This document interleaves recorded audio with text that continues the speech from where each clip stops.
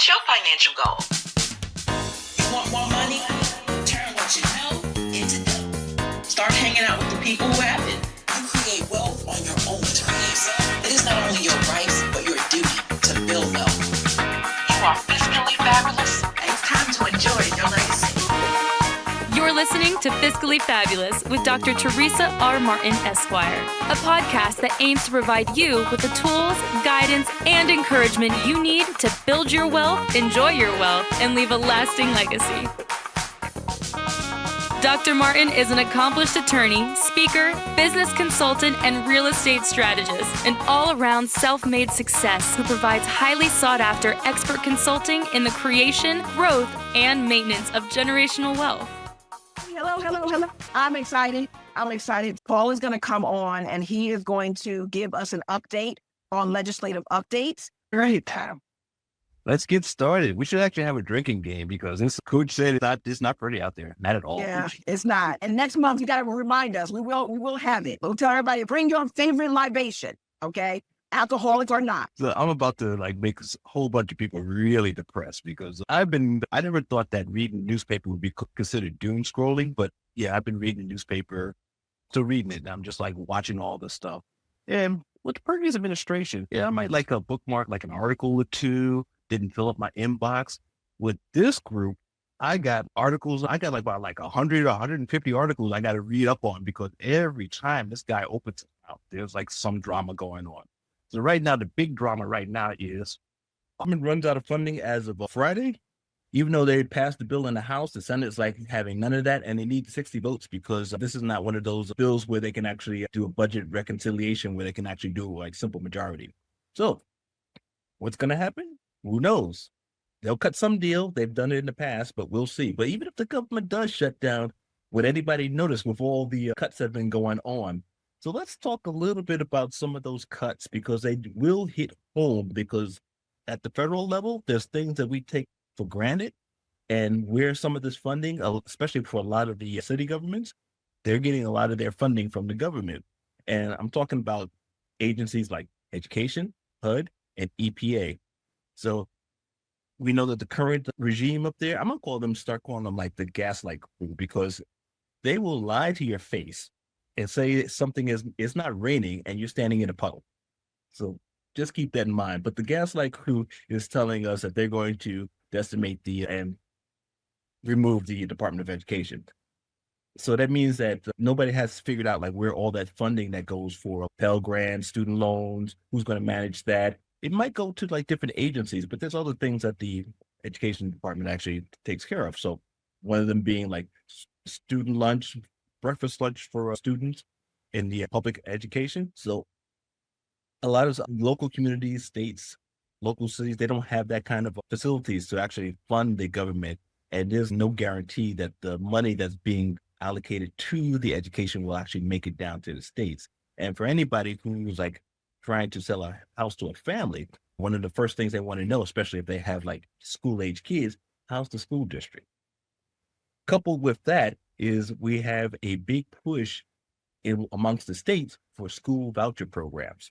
So this is further competition for funding for all these a startup schools that are using voucher programs to give parents the choice of where their kids go, and they can actually compete with the tax dollars for the community to have those schools funded. So you might have a community that doesn't have a whole lot of money competing with a community that has a lot of money and has a large tax base, but they're all getting an equal portion of that pool. So are we going to see some educational deserts around? Is it going to affect where some people have their kids going to school and they might want to move around?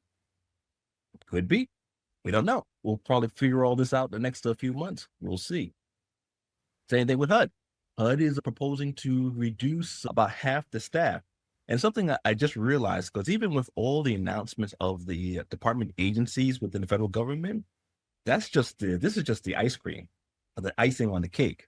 They still, all the secretary agencies of all the agency heads still have to submit to the head gatekeeper a plan to further reduce the staffing within their agencies. So even with all the announced cut, there's still more coming. So one of them being in HUD. So HUD's getting ready to drop about half their staff. And I am a big fan of HUD because they do a lot of great research. So anybody who's looking for some free, deep, into the weeds analysis and regular reports, HUD was your place. Now I'm a little bit suspect about some of the reports that may be coming out in the future. Also on the cutting block in HUD is cuts to the school housing voucher program, and also for programs that encourage communities to recover when they're having to combat blight or abandoned properties, like the community block programs. So those are also facing deep cuts. Same thing with the one that really scares me is the cuts that are being announced for EPA, Environmental Protection Agency. Now, I'm not sure I can date myself because I grew up in the 70s. So I was around when you had programs like the Fresh Air Fund. What was the Fresh Air Fund? That's when you'd actually send city kids out to the country so they can breathe because the pollution in the cities was that bad. You just look at a picture of 1970s New York and a picture of Calcutta, India, and could you tell the difference? No. So could we get to that level again? We'll see. Some of the regulations that they're proposing pulling back on is like modifications to the Clean Air Fund and monitoring how much water, how clean our waters are going to be, how clean our air is going to be. There's going to be modifications. And we've already seen that there's been executive orders produced so that lumber can be mined in protective communities. And of course, there's always a catchphrase, drill, baby, drill. So there could be even more drilling in pristine areas that were being protected for the environmental reasons. So with all that, this administration has set a record because between states and organizations like the ACLU, they've already hit 100 lawsuits. And in a lot of cases, a lot of the lower courts have been blocking a lot of these programs from being implemented, including dismissing some of these folks from actually running some of the programs that we need. But while all that's going on, we have all the fun with the tariffs going on. So name a country, we probably got a tariff on it. And if that country has a tariff on it, they've put a tariff on us too. Nobody can tell our fearless leader that a tariff is actually a tax on people, on the consumers. And where I have the biggest issue is that tariffs are being pointed to the wrong people, because it is our American manufacturing sector, because we all this country is made of consumers and we like things cheap. So that's where the Walmarts, the Targets, the Costco's are coming in. Where are they getting their products from? They're getting all these products being shipped in overseas because we like our stuff cheap. Yeah, we can have stuff made in this country, but it would be really expensive. And I remember a few years back, Tim Cook from Apple said that one of the reasons why they manufacture iPhones in China is because if you had the manufacturing plant in the United States and you paid the wages that you're supposed to pay in the United States, an iPhone could cost anywhere between $4,000 to $5,000. And that's before they added all the extra new cameras. Because we're a consumer nation, because we like to buy things cheap, is why we have a lot of manufacturing outside the country. And our fearless leader is looking at the trade imbalance, thinking that the other countries are trying to cheat us. No, it's because American business wants to have cheap labor produce their products so that we will buy them without thinking about it. So all this is causing the stock market to go down. We've already lost over $4 trillion in value in just 50 days. And further it goes down, we start to talk about recession. Are we talking a great recession? Are we talking about a depression? Who knows? Stay tuned. So on top of all the tariffs that are going on, this is where it really hits home for us for those involved in real estate, whether you're an investor, whether you're selling real estate. Some of the tariffs, especially from Canada, we have tariffs being put on lumber, aluminum, steel. We just got a report from Realtor.com that just dropped a couple of days ago that in the U.S. is short 4 million units, housing units around the country. So even if we wanted to fill in that void that we have here, tariffs complicated because all the materials that we need are now being taxed for, I don't know, because it's Wednesday, who knows? So we got those going on. And further down the road, we're going to be looking at the big fight once we figure out if we're going to fund the government or not, is going to be the fight over the tax cut extensions and what that's actually going to do. So we already know that at a minimum, this is going to add another $4 to $5 trillion to the federal debt. But part of the things that people were looking for in the tax cuts extension, things like, are we going to finally lift the SALT limits? That's supposed to expire at the end of this year. Will there be a removal of tax on Social Security benefits? We actually have Social Security benefits. Will there be tax on tips? Is that going to be removed? Nobody's saying, nobody's putting that out there. So we shall see. That's why I keep saying that we're only in the second hour of the Super Bowl pregame show, because there's a whole bunch of stuff happening that we haven't even had time to wrap our heads around.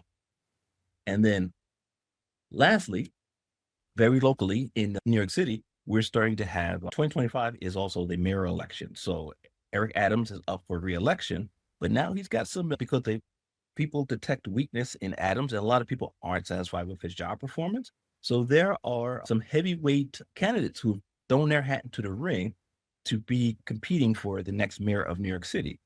People like Andrew Cuomo, the former governor, current city council speaker, Adrian Adams is also thrown in. Current city controller, Brad Ladner, has thrown his hat in. So what I'm paying attention to over the course of the next couple of days is like what all these candidates, what their housing programs will be. Ladner's already produced one of his. Stringer has one out already. I want to see where Cuomo is, what his program is going to be about. And same thing with Adams, Adrian Adams, not Eric Adams. We already know what Eric Adams' housing program is going to be. I'm going to be paying attention to that and following up and comparing and contrasting what those housing programs will be. Because again, in the city, under de Blasio, most of the housing program was focused in Manhattan and was more vertical. At least with Eric Adams, he was doing more like a 5-borough approach and trying to incorporate more housing around the 5 boroughs to not only spread it out, but also as part of spreading out the housing opportunities, is to reduce zoning barriers that were in place to prevent more denser housing development. So we should see. And then the last thing I want to leave you with, Coach had mentioned this earlier, but it's hard to believe, but it was like literally 5 years ago that we started the COVID lockdown in 2020. So no matter how far you go, some things don't change. So let's see what comes down. And I'm staying out of Texas because I don't want any measles. So I'll just leave it at that. Any questions? I have a couple of questions that I want you to tie into real estate as a whole. As far as everything that's going on right now, legislatively, what should the investors be looking at in their local market? Because we have New York people who live here, but they're investing in different states. 97% of our investors invest out of state. What should they be looking at in their respective investment states as it pertains to federal and or state? Okay. So for federal, one of the things I'd be looking at to see how much of the money coming in that the state government is actually using to balance their budget, and see how much, if the federal government decides to cut back on some of these funds, how impacted will that be? So I'm looking at states like Mississippi always comes up as a great place to invest in along the coast. Same thing with Alabama, but they also get a lot of their funding from the federal government. So if those get cut, do you actually still have a good enough environment that you would want to raise a family or invest in that to raise a family or even just live? One of the things that we're also starting to see, and it hasn't really taken effect yet, but a lot of these reductions, we think that the reductions on the federal level are only affecting DC. A lot of these jobs are actually spread across the whole United States. So if we have a lot of job cuts, especially on the science portions of it, like the research, like NIH, CDC, if those places are located in the South, if we have a lot of job cuts within those agencies and they largely impact the local government, do they have enough jobs to actually replace those people who are no longer working for the federal government? Can the state actually step in? So that's where I would be definitely looking at to see if there's enough funding, if the state has enough funds to be self-sufficient and not rely on federal government funding. Got it. And is there any particular strategy that would be, I guess, in more jeopardy? We know rehab. We know fix and flip, obviously, because of lumber and everything that's going on. But is there any other strategy that may be affected that those investors might need to start thinking about diversifying their strategies? It just Yes, two things. I'm glad you put that on. Two things people need to be on the awareness of. One is, and I'm glad you're doing it next month, is the creative financing, because we need to do our own financing. But there's going to be big opportunity for taking on commercial development, because one of the things that the federal government is also trying to do is they're trying to sell off a lot of their property assets. So there's going to be a ton of commercial property that's going to be dumped on the market, and they could probably get it at bargain rates because they're going to flood the market. And the market was already depressed because with the whole work from home and people not going into the office. So there was already a big weight on commercial development. So now you have the federal government dumping a whole bunch more properties on there. So what a lot of people are starting to do is they're taking on these properties and starting to develop them for residential. So we're starting to see schools being redeveloped, abandoned malls being redeveloped. Probably could do a hospital too, but those are things that existing structures, they're going to take a little bit more development, as far as like electrical, plumbing and all. But you have the physical structure there. You get all the necessary connections to like sewer lines, water lines, power lines. So you just have to do the interior stuff. So that's where I would be focused on. Creative financing, understanding commercial financing, and commercial development. awesome. Do we have any other questions? Hi, good evening. I had a quick question for Paul. Go ahead. Hi. So, Paul, just a quick question about the Social Security tax that you mentioned. So, are they saying that there are talks to get rid of the paying of the 6.2% of income towards Social Security, or are you talking about like people who are paying extra when they have to report Social Security and they make over a certain amount of money? I don't know if that made sense. Yeah, no, it's not on the earning. It's for the people who are the recipients of the Social Security benefits. So Yeah. income is tax. So one of the campaign promises that the occupant of the White House said that he wanted to do was to eliminate the tax, having to pay tax on these receipt of Social Security. But that has not, campaign promises has not translated yet into actual action. Okay, that would be interesting, because I think that usually applies like when someone makes over, if their pension is over a certain amount of money, that makes a portion of the Social Security taxable. So that would be interesting if they get rid of that requirement or that stipulation altogether. Yeah, it wasn't really clear. It was like one of those like really broad things that he just threw out and everybody ran with it. So nobody Shocking. really held him to, what does this really mean? What are you talking about? Yeah. Okay, no problem. Yeah, I thought that was interesting. So thank you. Fiscally fabulous, fiscally fabulous. Lifestyle business is money. How can I make them work for me? Lifestyle business is money. How can I make them work for me? That's when I call Dr. Teresa and tell her I need her. The financial mistress can help you build your businesses. So one of the things that, you want to do is, if some of these things you heard of before and things of that sort, this is why you're on the call, so that you can get your questions answered, because sometimes the internet can be very misleading, right? So you look at tax liens, you look at tax deeds, but having somebody who's in that niche, in that strategy, understands what it's like to buy a tax lien in land and property and things of that sort, and then fight with the county and things of that sort. That's why we have Natoyah. So Natoyah is one of our she was a RIA member, and now she's a team member. And, what really got me with Natoyah, we run a 100K challenge in RIA NYC, right? So we give you 12 months to make your first 100K. And it's an accountability program. And she found that she was doing a lot of stuff. She was doing mortgage notes, and she was doing wholesaling, and she was partnering, and she was doing a lot of stuff. And she said that she couldn't hit her 100K with the strategies that she was doing. So then I said, then you might want to looking at tax liens and tax deeds. And why did I say that? Because she basically heard about it before, but she just took it by storm. And she took monies from her 401ks and all that and turned it into $1 million portfolio. Without further ado, I am going to bring up Natoyah because I don't want to steal her fanfare, but most of you know her if you are in any of our focus group for tax plans, and she loves this stuff and loves helping. Without further ado, I'm going to bring on Natoyah Grinnon, who is our superstar for the evening. Good night, everyone. Thanks for joining. Thanks for joining. Dr. T, you have given such a great intro. I don't know if I can top that, but I did want to share a little bit more as well about my story. How did I get here doing tax liens, just to add a little bit more to what you've said. So yes, I have been doing real estate for over 22 years. I actually started out in probate, 2003. Yeah, I started out. Didn't like probate too much. I did some REOs as well and went into mortgage notes, and now I'm in tax liens, tax deeds. So over 22 years of experience, but for the past 10 years, I've been primarily focusing on mortgage notes, tax liens, and tax deeds. Those are known as paper strategies. What I do is I help entrepreneurs who have an interest in real estate. I help them with investing in tax liens or tax deeds so that they can make a profit. My model is really a done with you approach.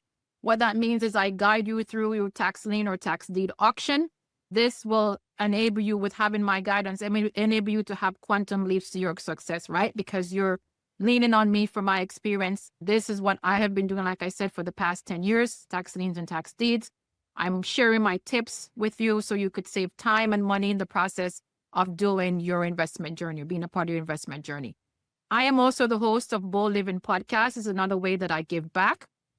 On this podcast, we talk about all things business and entrepreneurship.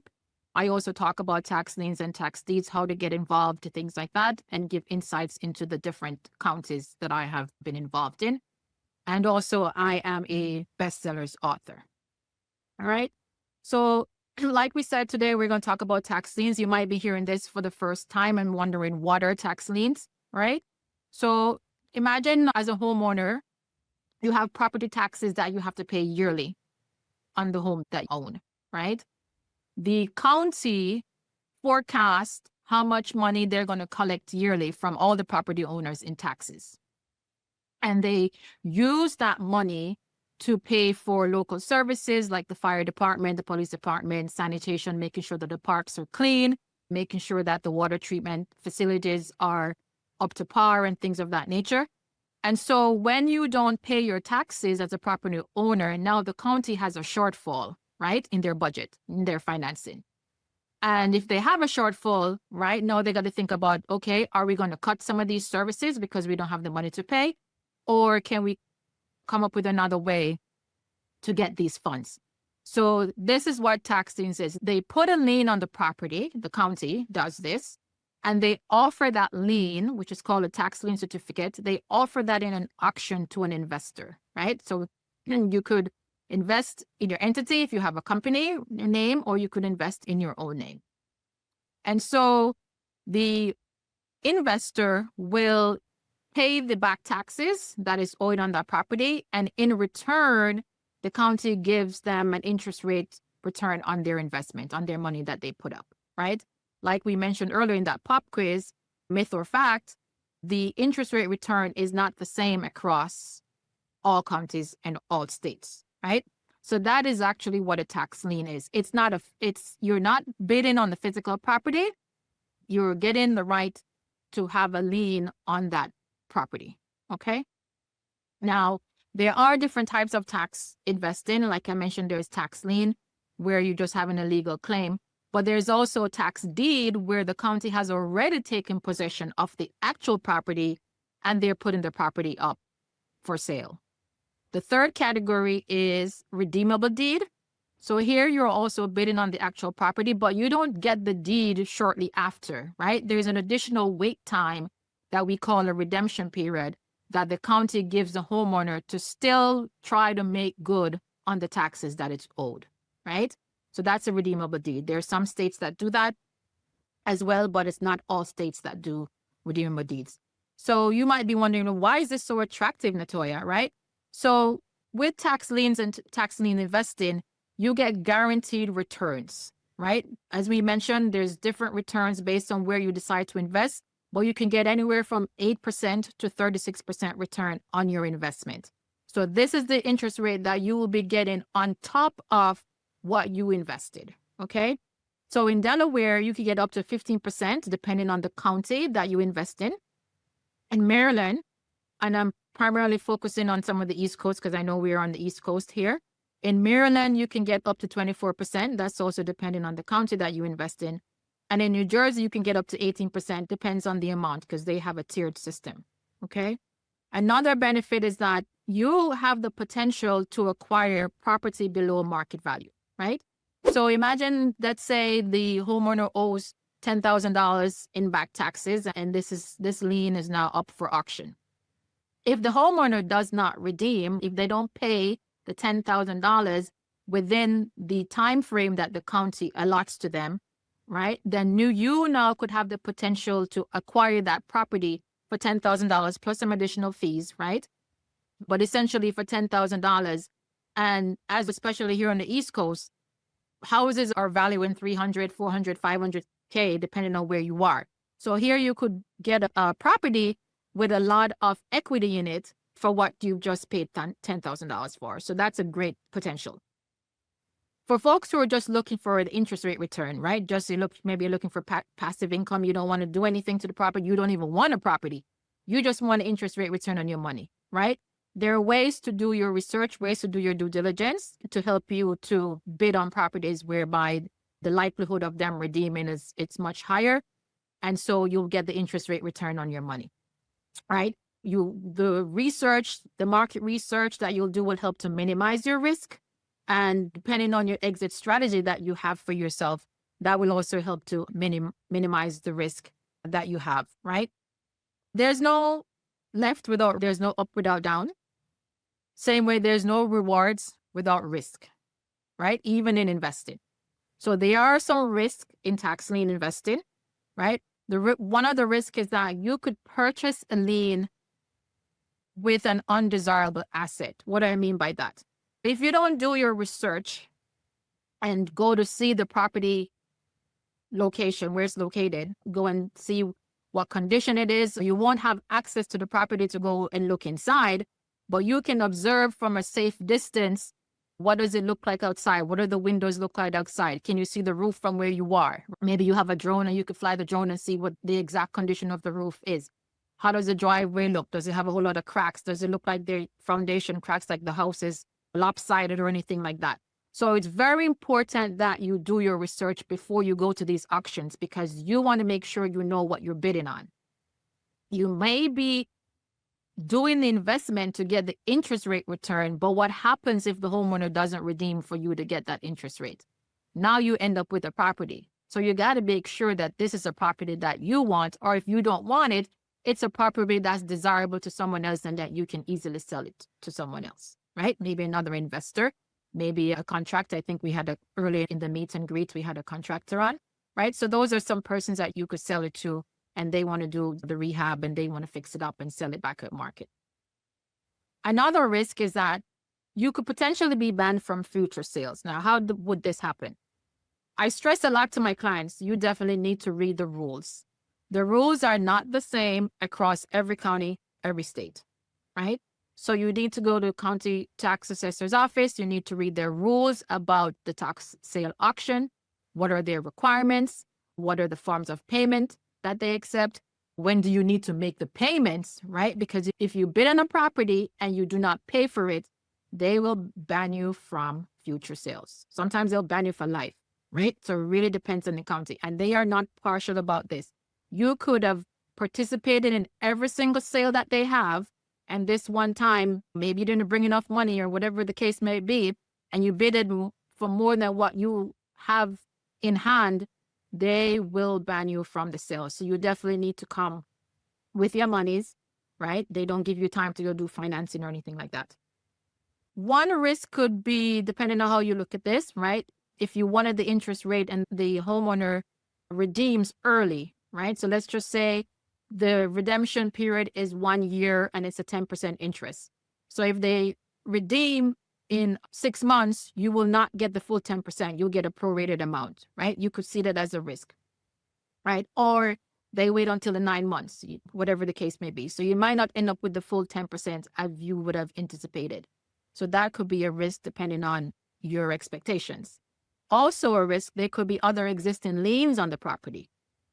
Note that not all liens are removed with the tax sale, right? So you could have other liens such as demolition liens, code enforcement, utility liens, HOA liens. You need to ask the county whether or not these liens will be wiped out with the tax sale. Sometimes they are, sometimes they're not. And you just need to make sure that you get that information ahead of time. Because like I said, you're investing to get their interest rate return, but if they don't redeem and all of a sudden you have a deed, you will now be responsible for these liens as the new deed holder, right? So you'll be responsible for that demolition bill. So you want to be mindful of that. And then lastly, another risk, especially with the climate that we have today, there could be local market changes or economic changes, right? So you might have had one exit strategy that you wanted to do. Let's just say you wanted to rent this property out. You wanted to acquire the property and then you're looking to fix it and rent it out, right? There might be a market shift for that particular market that you're in, that you're investing in, and it's no longer a renter's market. You just have a lot more buyers in that market. Maybe there's folks who have moved in that have a higher income bracket and they're really looking into home ownership because it just benefits them from a tax perspective in terms of tax breaks or anything of that sort. And so you can no longer rent it, or the pool of renters is not as much as you saw when you initially did your research. So you want to be mindful of the market that you're in, the things that are happening local on the ground, the different changes that are happening, the redevelopments and the rezoning that's happening. There's a lot of rezoning that is happening that I've seen since last summer in some of these counties. So you want to be mindful of that because you want to make sure that at the end of the day, whatever exit strategy you have in mind, that you are able to execute on that and get returns on your investment. All right. Now, how do you find these profitable tax liens and tax deeds? Okay. So you can definitely find these from the county tax auctions. There are in-person auction and there are also online auctions. These are generally public auctions that are held by the county tax collector. Some instances, the county will administer the auction themselves at the county steps. Sometimes it's inside of the courthouse. Sometimes the sheriff's office helps to facilitate the auction. And in some instances, they hire a third-party company, especially that now a lot of counties are online. They'll hire a third-party company who would handle the registration for them and actually govern the actual auction. So some of those third-party companies are GovEase, Real Auction, and Bid for Assets. It is not one company that does all states. They will do specific states based on the agreement that they have with the counties. Okay? You might, for instance, be interested in, let's say, Maryland, but Maryland is not on GovEase. It's on a different platform, so to speak. You can also get these tax sales and tax deeds from over-the-counter sales. So over-the-counter sales are, after an auction ends, you may have some properties that are left over on the list, right? They may be left over because no one bidded on them for whatever reason. Maybe they did their due diligence and they just didn't fit their criteria. They could also be left over because maybe someone bidded on it, but they never paid the amount that they were supposed to pay in the given time frame. So now it's on our over-the-counter list. Some counties will call it leftover list. Some counties will call it residual list, but it's all the same. It's just different terminologies. And so when you participate in the over-the-counter list, usually it's not an auction. It's more of a first come, first serve basis. So if you're saying, oh, I don't want to do auctions, I don't want to be bidding against someone else, I just want to show up and get a lien or get a deed, you could definitely do that. In this case, there'll be less competition, right? Because you're not bidding against someone else. Like I said, it's first come, first serve. The county tells you how much is owing, and then you pay the amount that they indicate for you to pay, and then you'll get the certificate shortly after that. You can also get tax liens and deeds from networking, right? So network with local investors and real estate groups that are local to you or in the areas that you're looking to invest. You might find, like similar to here in the rear NYC, you'll find folks who are doing tax liens and tax deeds. They may have a tax lien that they want to assign to you or a deed that they're looking to sell. So it's definitely good to always network. We talk about having networking events or attending network events at least 3 times, at least 3 or 4 times for the month, right? So we definitely want to do that, especially that now a lot of activities are happening again live, as in person. So we definitely want to go out and start meeting folks again. Also good to join tax lien investing forums. You can meet folks that way as well. Sometimes, let's say, for instance, you have a deed that you have acquired and you're looking to get a referral for a contractor, but you're not local to the area. You're looking for a referral, and you could find someone who's local, whether a realtor or a contractor, that you can network with and share information, contacts, right? And start building a relationship that way, right? In these groups, you'll find experienced investors who are actually doing tax liens and tax deeds. Or I should say, you should definitely look for investors who are doing tax liens and tax deeds, because sometimes you'll find folks who are not doing these things and they're just talking almost like from a textbook, but they're not physically doing it, right? You want to find someone who's doing this, because sometimes the rules change in the different counties, and you want to be aware of those changes, especially if it's not an area that you're familiar with. So you want to find someone who's physically invested in those areas. Also want to find someone who's doing that because they might be privy to some redevelopments that are upcoming or happening in the area, which are going to boost the market, the price of those homes in the area. And you might want to be in particular areas or particular neighborhoods, right? So if they have local knowledge about things that are happening, then those will be very good resources for you in terms of helping you to determine where you really want to invest and why you want to be in certain areas or certain neighborhoods, right? Now, if you're thinking, okay, how much do I need to start investing, right? I always say this depends on your exit strategy. And I know it might sound like a broken record, but really, I always tell my clients, start with your exit strategy in mind first, right? For tax liens, you can start with tax liens with $5,000. I say $5,000 because that really should include the lien itself. It should also include any legal fees that you might have to incur in the event that they don't redeem and you need an attorney to assist you with filing a tax deed application. It should also assist with any additional year's taxes that you have to pay in the event that the county gives them more than a year to pay the back taxes. So basically, $5,000 is your all-in cost for one lien, right? And you probably won't get that on the East Coast, right? But if you go Midwest, you can definitely get that. Or if you go South, you could definitely get that. For the tax deed route, you are definitely going to need more to start with. Depending on the market, you probably need $30,000, $40,000 and upwards. Some markets are very competitive, such as Georgia and Florida. So I've seen things start off at $10K, $15K, and they end up at $100,000 and $150,000, $200,000, right? So you really got to be mindful of your market and try to know that market and try to liaise with professionals in that market, such as realtors and things, and those professionals. Now, like I said, it depends on your investment goals. So if you're looking for the interest rate return, you'll most likely won't need a whole lot of capital. If you want the property, yes, you're definitely going to have to think about having more in your budget, because if you want the property, remember I said you're not able to go inside the property to see the condition. So you don't know what inside looks like. So you got to budget for worst case scenario in terms of how much repairs you may need to do inside, right? You got to put that in your budget. You don't want to be bidding on a property and then come find out you go in, you got to do a total gut and you never had that in your budget. Now you're held up on your project because now you're going to have to go find additional financing to get the repairs done. All right. If you care about the redemption periods, like some folks, they don't want to wait 2 years. They don't want to wait 3 years for that interest rate return. They only want to wait a year or less. If that is the case, that's perfectly fine, right? As your strategy, you can target those states that have shorter redemption periods if that is a concern of yours. And then, of course, like I said, you definitely want to have money for attorney fees, recording fees to record the deed, and then also any subsequent year's taxes that you may have to pay as a deed holder. All right. Now, believe it or not, tax liens and tax deeds have been happening for more than 200 years, right? And this is all across the country.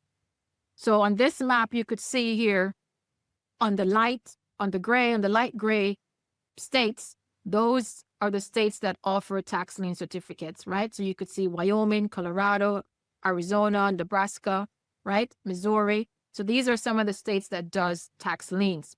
The ones in orange are the ones that do tax deeds. That's where the county has already taken possession of the property. So when you bid on it, you are getting the deed to the property shortly after you make the payment, okay? So within weeks. So some of those states, California, Utah, North and South Dakota, Minnesota, right? New Mexico, those are some of the states that do tax deeds. On the East Coast, you have New Hampshire, you have Maine. And then the ones that do redeemable deeds, redeemable deeds are the ones that I mentioned that you are bidding to get the property, but you don't get the deed right away. The county still gives the homeowner time to make good, right? So you have to wait some additional time before you can get the deed. Some of the states that does that is Texas, Georgia, Tennessee, all right? And then in terms of states that actually do both tax liens and tax deeds, we call them hybrid states.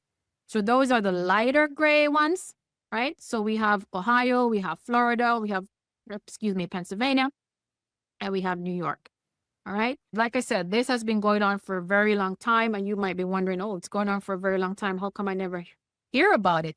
Or how can I get involved? You know, who qualifies to participate, right? So as an individual, as long as you are over the age of 18, you're eligible to participate in these tax liens auctions. You, however, cannot owe any delinquent taxes in the county that you're looking to participate in, okay? So let's say, for instance, you're in Suffolk County here in New York, and you're looking to participate and you own a property in Suffolk County and you owe taxes on the property that you own in Suffolk County, you cannot participate in Suffolk County tax auction, okay? You can participate in Nassau if you don't have a property in Nassau and you don't owe any taxes in Nassau, right? So you get the gist.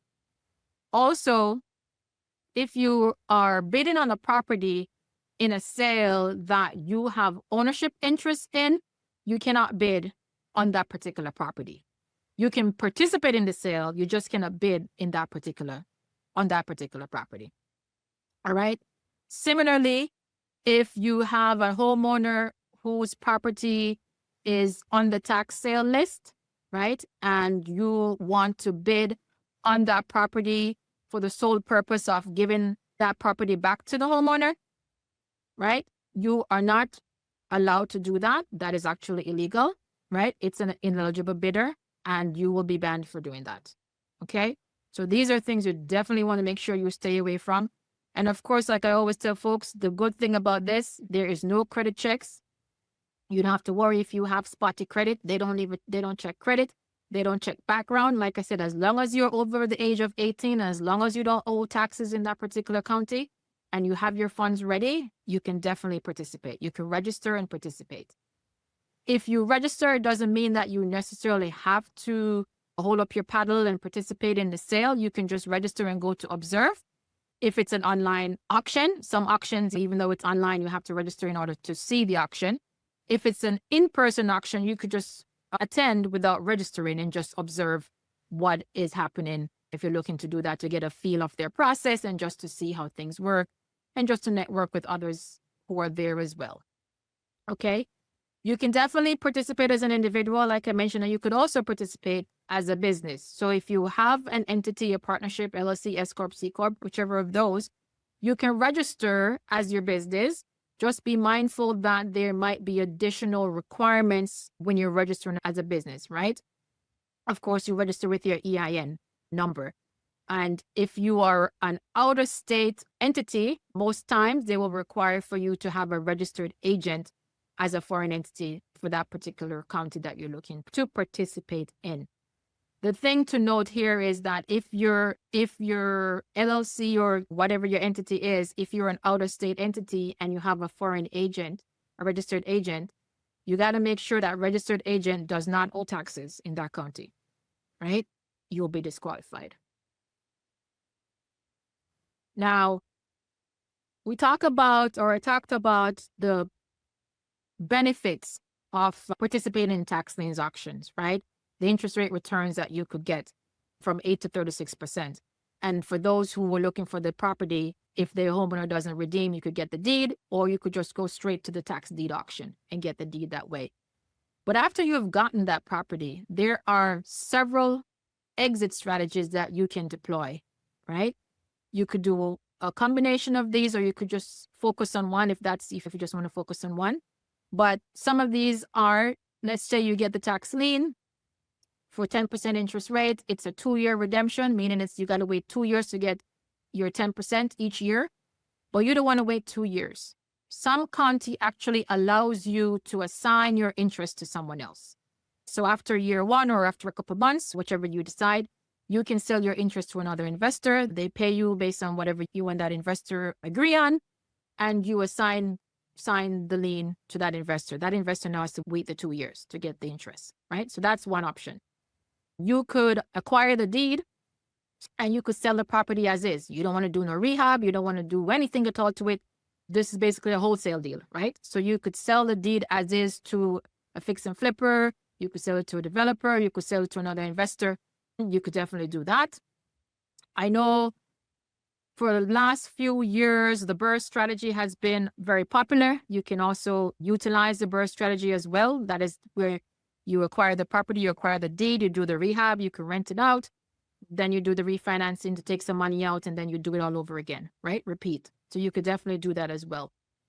For folks who are wanting to make contributions to the community in terms of the nonprofit organizations, you could definitely donate a property that you acquire to a nonprofit. Maybe you have a specific cause that you're championing. You could definitely do that and donate the property to that particular organization. And then we touched a little bit earlier about seller financing, which is going to be your topic next month, right? And you will hear next month about the details about how you can actually do seller financing with the deeds that you've acquired from tax lien and tax deeds. All right. So those are some of the exit strategies. And then there are some other things I do want you to consider, right? So you definitely want to consider, as you think about the areas that you want to be in and your budget, you want to think about retaining an attorney. So every state doesn't have the same law as it relates to foreclosures, right? Or tax foreclosures. So you definitely want to have an attorney that's local, that understands those specific rules, right? You will need an attorney to clear title, to quiet title. The county, when they give you the tax deed, you don't get a guaranteed title, right? You will have to quiet that title, meaning that you got to do a comprehensive title search. You might need an attorney or title company to assist you with that, to make sure that there are no other liens on that property, right? So you want to make sure that you get the title free and clear. So that is a process, and you'll need to factor that into your cost, right? There are folks who say, oh, you could do it by yourself. Yes, you could do it by yourself if you know the process, but I always err on the caution of getting a professional who really understands that process to get it done, because the last thing you want to do is to miss a step or to do it incorrectly. And then all of a sudden you no longer have a deed because you did something wrong, and then you have a year for that property coming to make claims. So I say hire the professional and let them do the work and just charge it off as a business expense. All right. I definitely want to think about having a realtor. I talk about having local knowledge about the different neighborhoods, local knowledge about the developments that are happening or scheduled to come, right? You can also have a realtor to help you to look at these properties. So let's say you're out of state and, you're not local, right? But you have a list of 3 or 4 or 5 home properties that you want someone to physically go look at, because you want to make sure that, one, there's actually a structure there. You want to make sure what the neighborhood looks like. You want to make sure that whatever you saw online is actually what it is, right? I have folks who have looked on Google Maps and they see a house and they bid on the property. And then after the auction, they're going to drive by the property and there's nothing there, right? Go look at the property before the auction. Those Google Maps and Google Street View things are not updated, right? And then There'll be other professionals that you might also want to think about having. And this is all goes into building a team, basically, that's local to the area that you're looking to invest in. So other professionals might be a rehabber, a contractor, a handyman, a plumber, electrician, things of that sort, right? So you definitely want to think about those professionals, especially if you're looking to acquire the deed and do some work on the property. Sometimes you will acquire a property through tax liens that went into a deed that is occupied by tenants, right? The county will not evict the tenants prior to the auction. So you will now have to understand those local landlord-tenant laws and make sure that you're doing that correctly to do the evictions, right? If it's an occupied property and you're looking to evict the person to maybe fix the property up for whatever reason, depending on the condition it's in. But if you have to do an eviction for whatever reason, just be mindful that's a cost that you'll need to factor in into your budgeting, and always look to get local professionals advise you as to the process of doing that. We talk about having a realtor looking at the property. That's what we call boots on the ground, a research team. These are persons, not necessarily a realtor. It could just be someone who's local. You have other companies as well who offer these services to go around and take pictures for you. They'll do video. Now that a lot more people have drone, they'll give you drone videos and things like that, not just of the property, but also of the area, to help you make a better decision as to whether or not it is a property that you want to bid on during the auction. And then having the market knowledge and the neighborhood knowledge, that's where the realtor will also be beneficial to you. And then as well as if you needed to get comps on the property as time progresses, a realtor should also be able to assist you with that. So over time, you should be looking to build in a team of different professionals to help you in your investment journey. And you'll need a team for the different areas that you're in, right? So you might be in multiple states. You might start off with one state, but then you start doing additional states after you've understood the process and you're a little bit more confident. You might want to get into other states. So each state that you're in or each county that you're in, you definitely want to think about building a team that's local. Okay.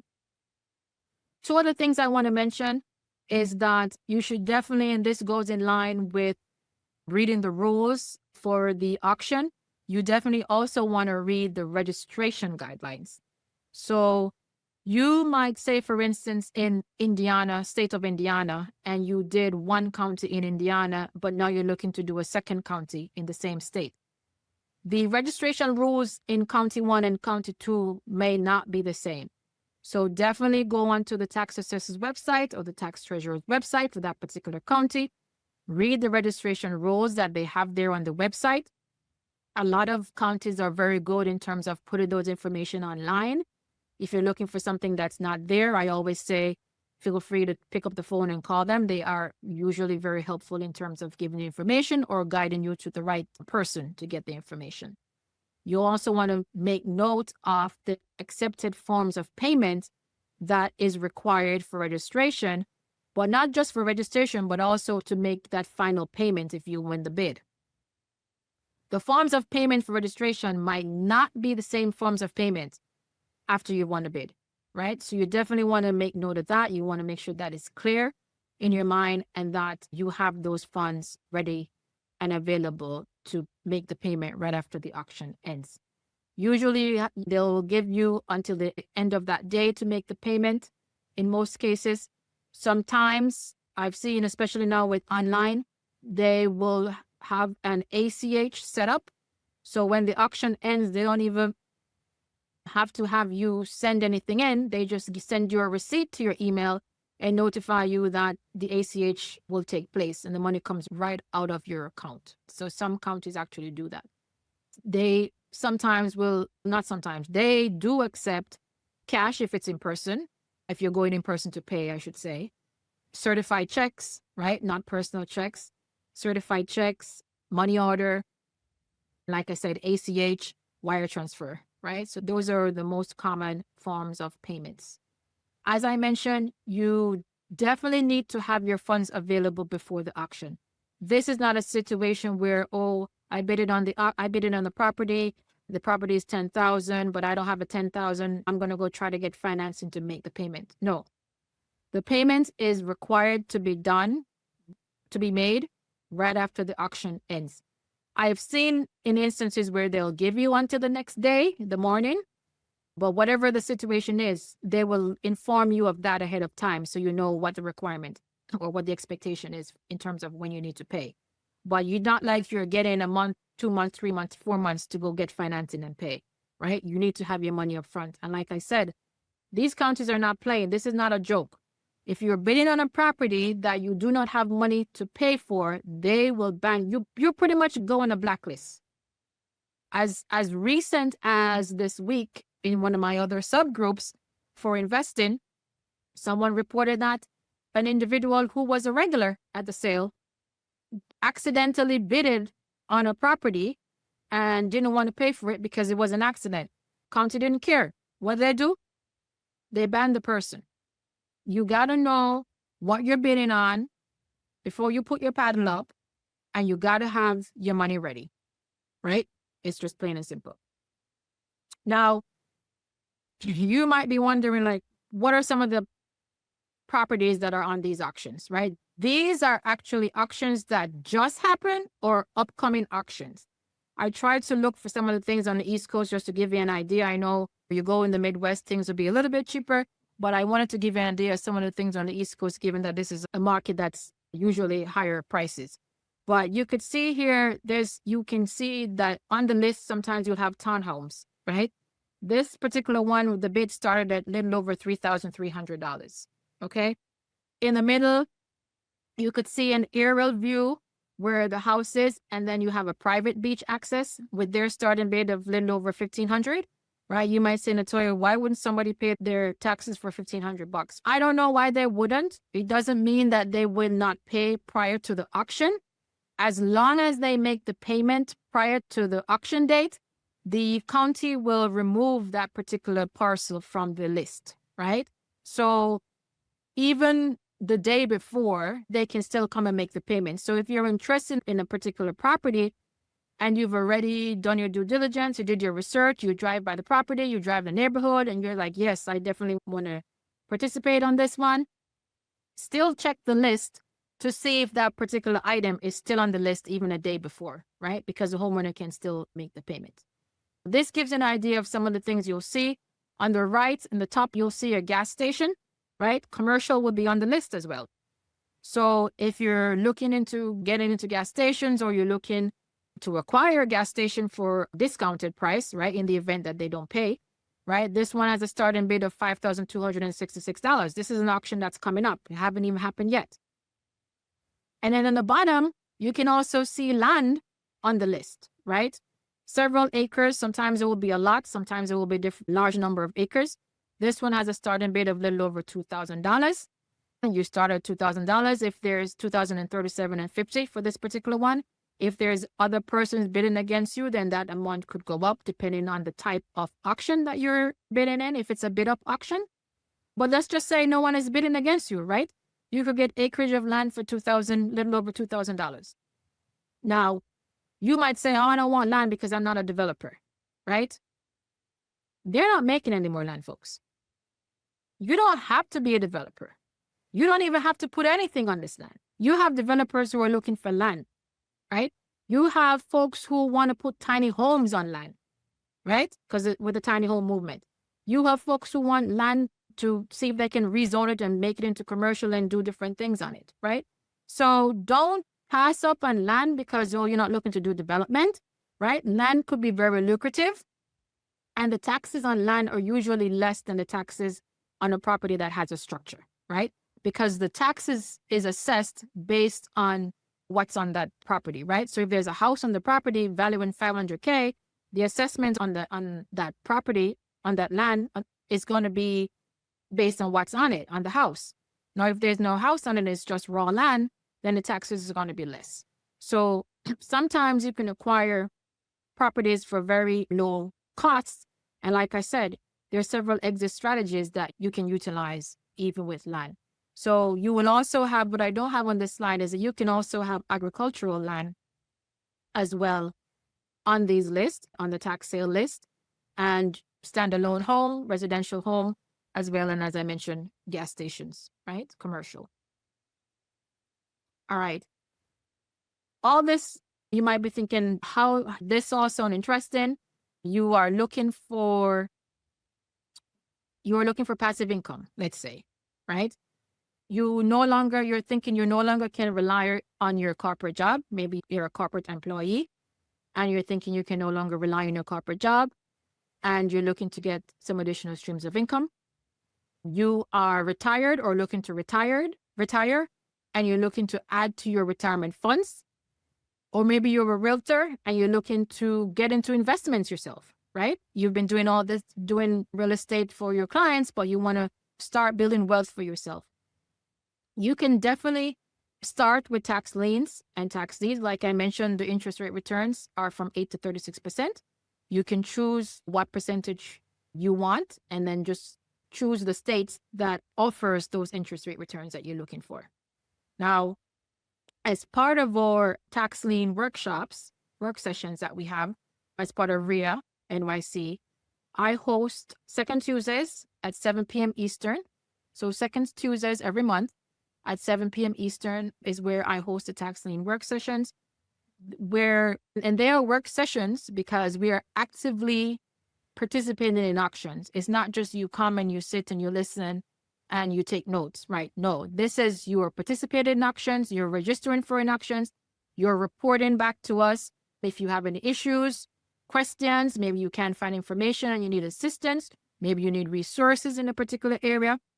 Whatever it is, folks are coming with their questions, right? You're researching the counties that you're interested in.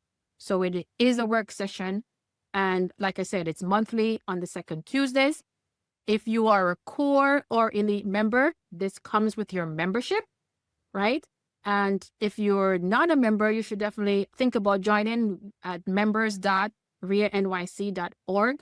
That is a site where you go to join, members.rianyc.org. And as a core or elite member, you will be able to participate in the tax lien work sessions that we have. And we will walk you through about how to choose your state, how to choose your county, how to think about your budgets, how to do your due diligence, how to do your research, right? We go through everything. There is support within the group. And then, of course, if you need additional support, there's also a done with you cohorts that we have that starts with your membership. And you'll be able to ask questions specific to your county. Last year, we also, as a group, went to Maryland and did boots on the ground. That is where we physically drove to Maryland, look at the properties that we had on our list, make our notes, decided which ones we were going to bid on in the auction that was coming up, right? So that's something that's also available. And then there's help with the auction as well. Might be your first time hearing about tax liens. You want to participate, but you're a little hesitant about, I don't know how to really navigate the auction, what to do, how do I prepare? There's help as well to help with getting prepared for the auction and also while the auction is happening during the auction. Like I said, we do that second Tuesdays and it's open to core and elite members. All right.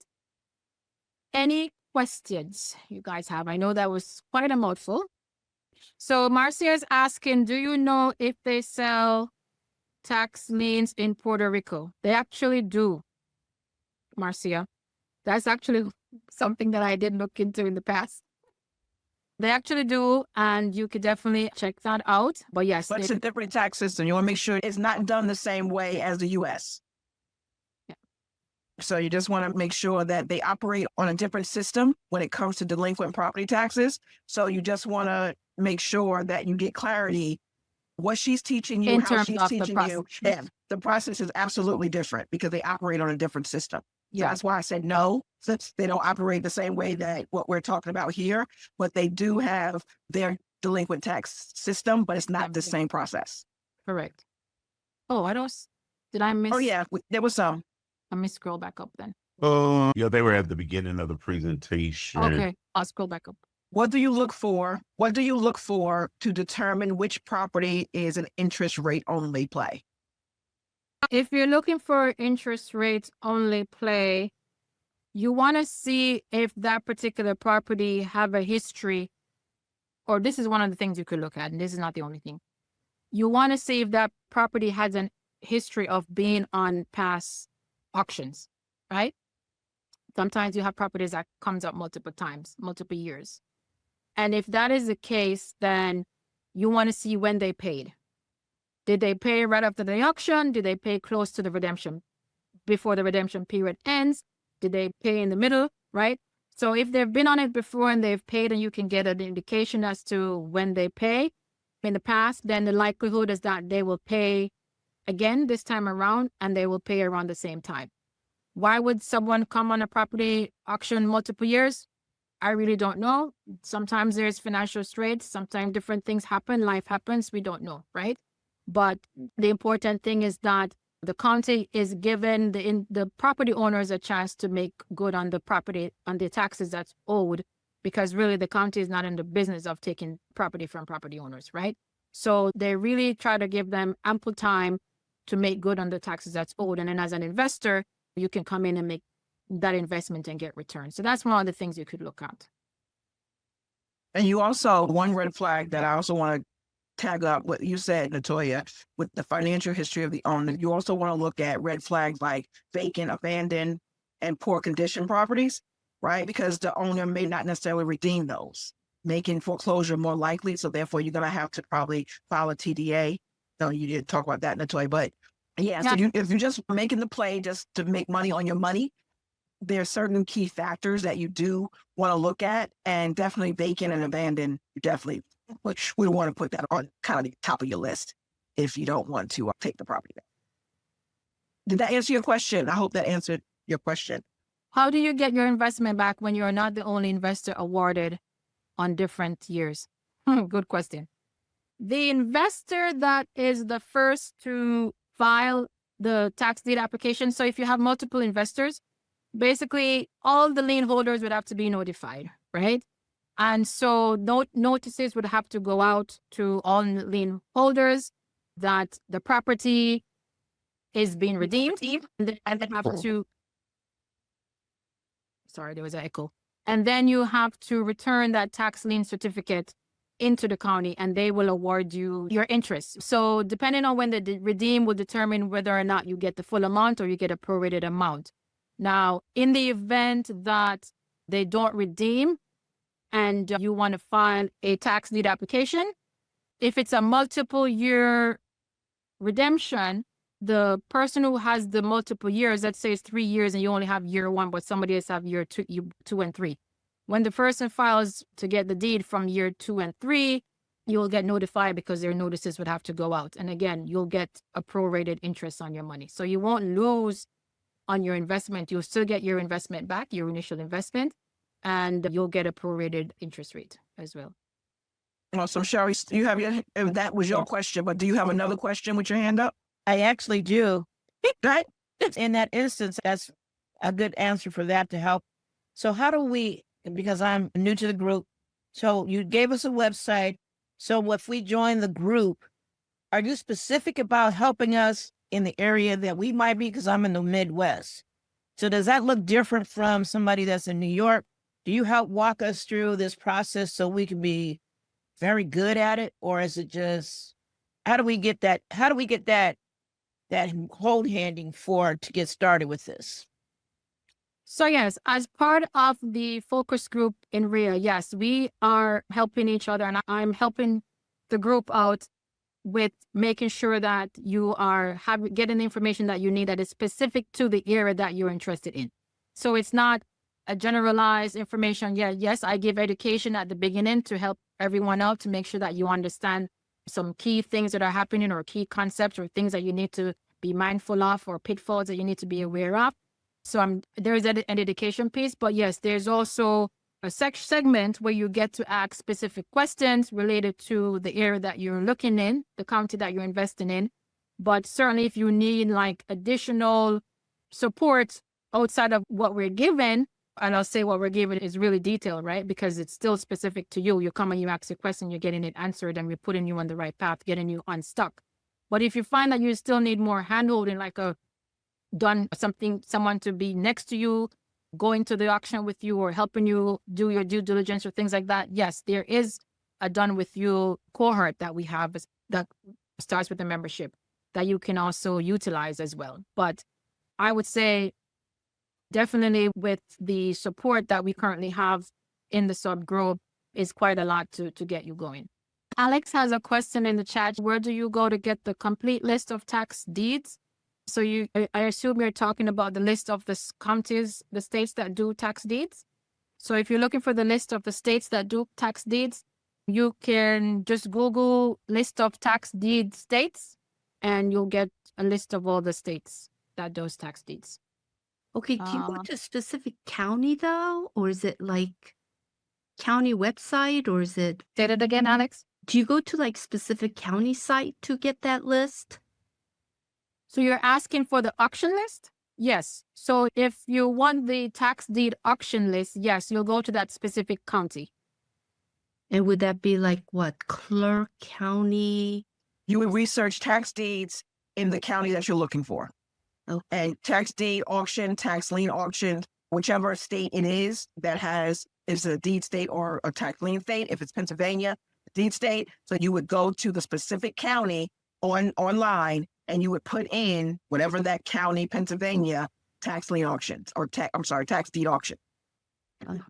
I see. Okay. And also, Natoyah, you mentioned something about if you have it under company name, that registered agent don't have any outstanding tax. Is that what I heard you say? Or I was Yes, okay. that is a requirement. So the registered agent is quote unquote representing you as the local face, local rep, right? Because you're a foreign entity.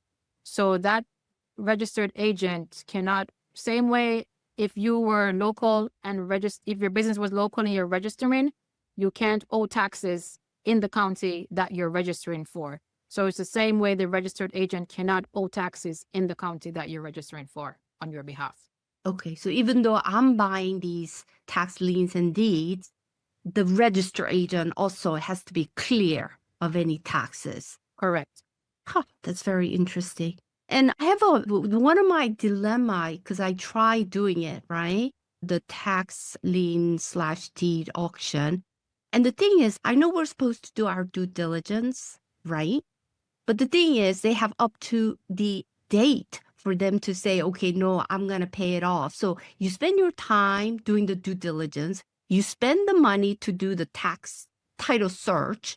And then on the wee hours before the actual auction starts, they tell you, oh, they canceled it or they're not moving forward because they paid the tax. Like, how do you go about, what's the best method of doing it? Do you know? So, yeah, that is part of the process, Alex, right? So the county, they have to give the homeowner every possible, within the laws that they've outlined, they have to give the homeowner every possible opportunity to make good on those back taxes. So yes, up until the day before the auction, the homeowner can come and pay and that property will be removed from the list. Now, you can certainly, within your due diligence and your research, you can certainly do certain things to minimize the risk of having that situation happen. Like Dr. Teresa mentioned about the vacancy, right? Occupant versus not occupied versus not occupied, right? You can look at those things to help to determine whether or not someone is going to pay it before the auction if you're looking to get that particular property. But it is just a part of the process. And if you are looking at a list that's very large, you really should have more than one property on your narrowed down, right? On your sub list, right? So let's say the list is 100. You should have more than one property that you're interested in because, like you said, that one property could be paid the morning off or the day before. So you want to have more than one on your short list. So in the event that happens, you have other options that you can still participate. But so what I did was I actually paid $100 for a particular property for title search. So if I had, say, 10 properties that I wanted to bid and I did a title search on it, that's like $1,000 right there. So what would you suggest? Because that's a lot of money to spend. There are ways to search for similar information that you will get on a title search, right? And some of the information you can also get from the counties directly, right? By going to the county, or if they have that information online, you could get it online. But once you've narrowed it down to the specific ones that you want to bid on, then yes, you'll go ahead and do the title search at that point and make sure that there's no other liens on there. But there are ways to mitigate some of those costs by your research, basically. And what is like a couple of the most important things that you would check off of? First, you want to make sure you check forget about the title, right? Because who knows about the title, but maybe there's no water liens or building code liens or... Wait, hold up. So let me jump in here. What I'm going to tell you is a title search really is one of the due diligence pieces, and finding out if they have water and things of that sort, that's a whole nother animal in itself. There are about 15 to 20 things that you need to check off if you're going after either a tax lien or a tax deed. So she's not going to be able to give you that on this type of a call because it's just not that type of forum to be able to do that. But afterwards, if you want to reach out or something like that, we probably can help you with that, but not on this type of call because the checklist is really long and it's a lot of different details that you need to go into as far as getting it. And you already know what you need to do more of if you didn't have a great experience with the first thing you did. Join a community of like-minded female entrepreneurs and get peer-to-peer mentoring, profit accelerator optimization, financial literacy development, business education workshops, and a network of winning ladies. Generational Wealth Zone is for the go-getter female entrepreneurs dedicated to building wealth. At Generational Wealth Zone, we work with you, for you, and beside you and our fiscally fabulous members. Enjoy your legacy.com 646-437-6003. Question for Natoyah. It is regarding the myths, right? So one of the myths was that you don't get the full interest. That it was a myth that you don't get the full interest if you take a tax lien. But Natoyah, you also said that you may not get the whole amount because if the redemption happens before. So did I understand it incorrectly? I'm not sure what you said. You were saying that prorate is that you may get. So suppose a homeowner pays off their tax beforehand, maybe I understood incorrectly. That means that we will not get the whole tax amount that was initially offered. Or is it going to be prorated?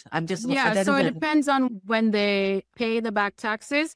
Yes, it might be prorated. So let's just say it's a 10% annual rate of return. If they paid it 3 months after the sale, you're not going to get the 10%. It's going to be prorated. But just know that whatever the interest rate is, it's a yearly basis. Most times it is a yearly basis. Sometimes if it's not, they will tell you that it's not, because I said it's not the same across the board. But primarily it's a yearly return. And like I said, if they redeemed anytime before that year, if it's a year, then it's a prorated return or prorated interest. Thank you for clarifying. Yeah. Thanks. All right, any more questions? We have something in the Lauren chat. has her hand up. That was Lauren. Yes, Lauren. Okay, so my question was, which I put in chat, should we start looking at the states that the federal employees have been hit most with in terms of tax liens? With these massive layoffs, there are a number of states where... Let's talk this through, Lauren. So if there's massive layoffs in a particular state or states, right, region, it means that, right, those persons have lost their income, right? So if they've lost their income, we can, what's the word I want to use?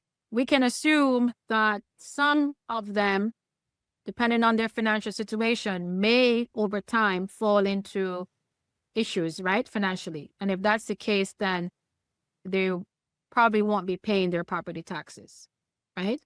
If that is the case, they have to be, and this differs by county. Sometimes it's after a year, sometimes it's after multiple years of not paying before you go on the list, right? So let's just say it's after 1 year of not paying and they put them on the list. If they put them on the list and it goes to auction and they're in financial situation, right? They're having financial issues, the likelihood of them paying it before redemption for you to get the interest rate return you're going to have to look at some other factors to help you decide that, right? If you're looking for the interest rate return. Right. If you're looking for the property itself, then yes, you through research again will help to identify which properties will be more likely not get redeemed if you're looking for the property. While it might be good to look in those areas, you just got to be mindful of what are you looking for? You're looking for the rate, interest rate return, or you're looking for the property to help you to determine how to strategize and where to. I'm primarily interested in the paper more so than the property. Okay. But I was seeing because the governor of Maryland put out a statement that they were going to help those federal employees and to try to re-employ them within the state, but that may take some time. So my thought was during that interim that they may have problems paying their taxes, be able to go in and pay the taxes, get the interest, and hopefully a turnaround that they'll be able to redeem their property. So that was my thought. Okay. With that announcement, you can just keep an eye on that if you're interested in Maryland, and just keep an eye on the different programs that they're looking to implement to help those government employees.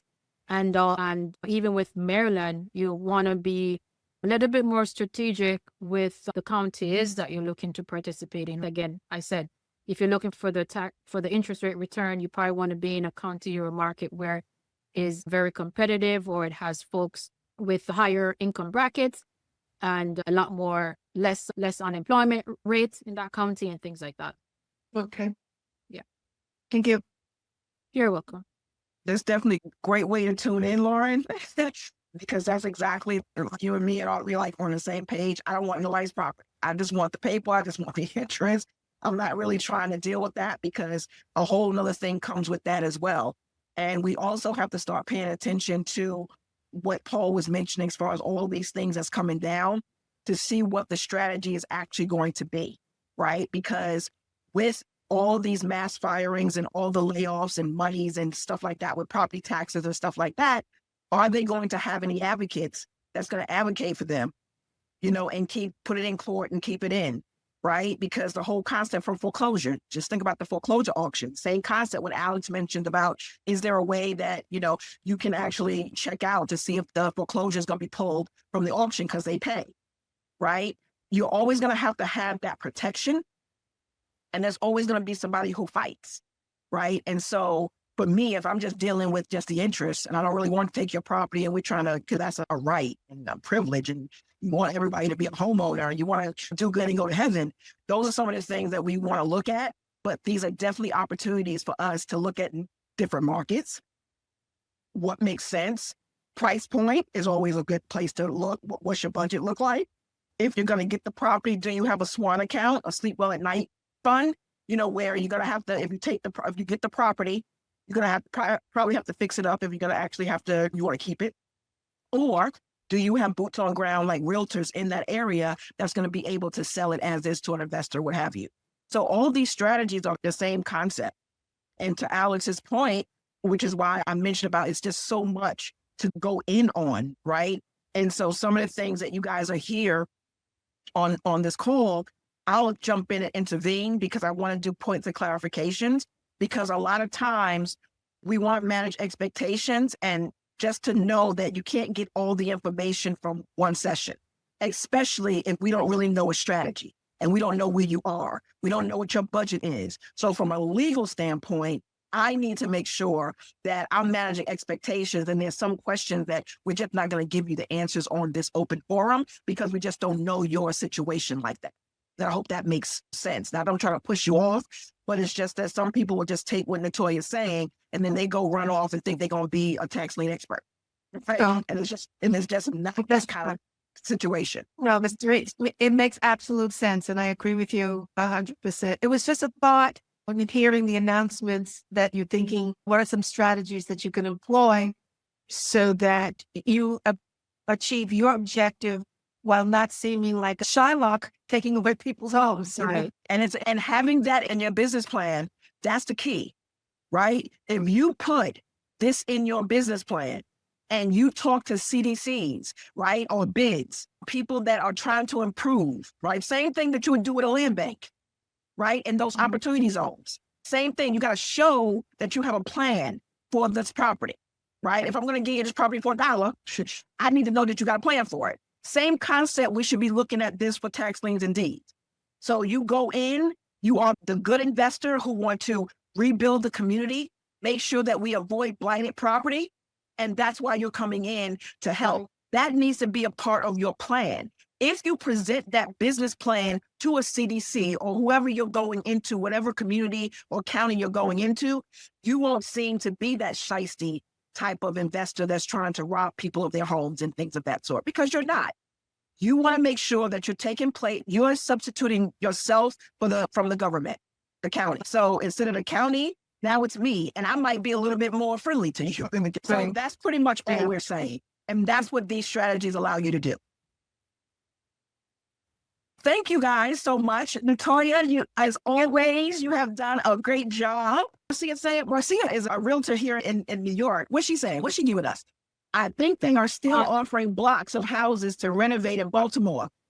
Yeah, and same kind, and too. Yep. But you got a plan, though. You gotta have, I was just about to say, you gotta have a plan, and you gotta show them you have at least $75K to start. So that's when you start getting that investment pool together.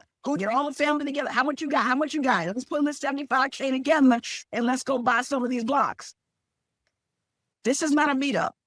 There's nothing here to sell except for hope and opportunity. Now, we do invite you to invest in yourself and join as a membership, but that's only to give you the resources and the tools and the benefits that come with the membership, especially the Home Depot biannual rebate that you get.